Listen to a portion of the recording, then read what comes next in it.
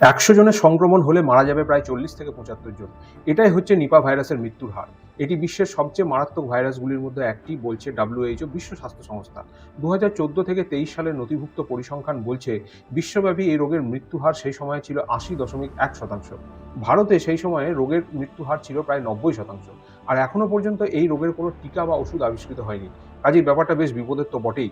আর এই বিপদের সঙ্গে লড়তে গেলে প্রয়োজন লাগে সচেতনতা। এটি একটি জুওনোটিক ভাইরাস, অর্থাৎ প্রথমে প্রাণী থেকে মানুষে এবং পরে মানুষ থেকে মানুষে বডি ফ্লুইডের মাধ্যমে ছড়াতে পারে। সাধারণত শুয়োর, বাদুড়, কাঠবিড়ালি এই রোগের বাহক। অন্য অনেক প্রাণীও থাকতে পারে যেগুলো সব গবেষণায় এখনো অবধি জানা যায়নি।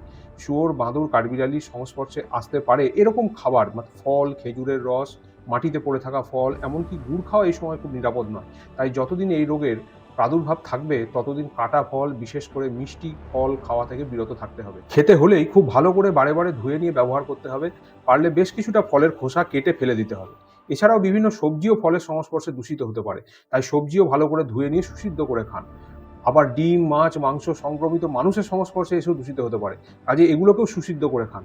যারা স্ট্রিট ফুডে খেতে অভ্যস্ত তারা হাইজিন মেনটেন করে এইরকম দোকানেই খাবার খান, কারণ এঁঠো বাটি চামচ থেকেও সংক্রমণ ছড়াতে পারে। এই রোগের ভাইরাস যদিও বাতাসে ছড়ায় না, তথাপি সাবধানতার জন্য মাস্ক ব্যবহার করুন। সর্বোপরি খাওয়ার আগে এবং পরে খুব ভালো করে হাত ধোন এবং প্রয়োজনে হাতে ডিসইনফেক্টেন্ট ব্যবহার করুন। কোভিডের সময়ের মতো যতটা পারেন সামাজিক দূরত্ব মেনে চলুন এবং ভিড় এড়িয়ে চলুন।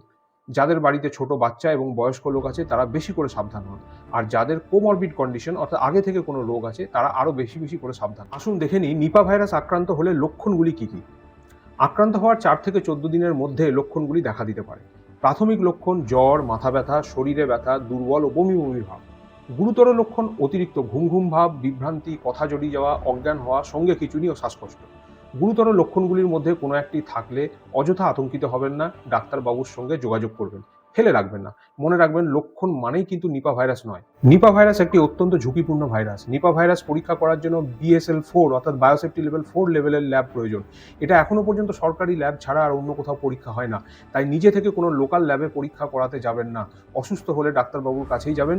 প্রয়োজন হলে ডাক্তারবাবু সরকারি প্রোটোকল অনুসারে পরীক্ষা করাবেন। আরও তথ্য জানতে ফলো, শেয়ার, সাবস্ক্রাইব করুন।